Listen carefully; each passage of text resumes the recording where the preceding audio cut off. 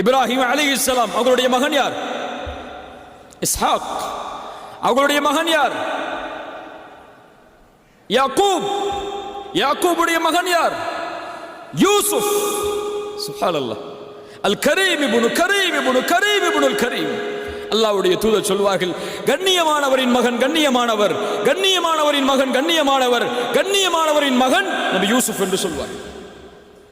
நபிமார்களின் வம்சத்தில் பிறக்கிறார்.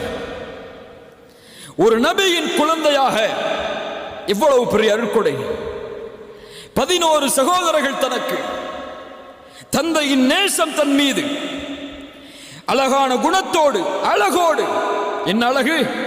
ரசூலுல்லாஹி ஸல்லல்லாஹு அலைஹி வஸல்லம் சொன்னார்கள், மிஅராஜுடைய பயணத்தில் நபி யூசுஃபை நான் பார்த்தேன்.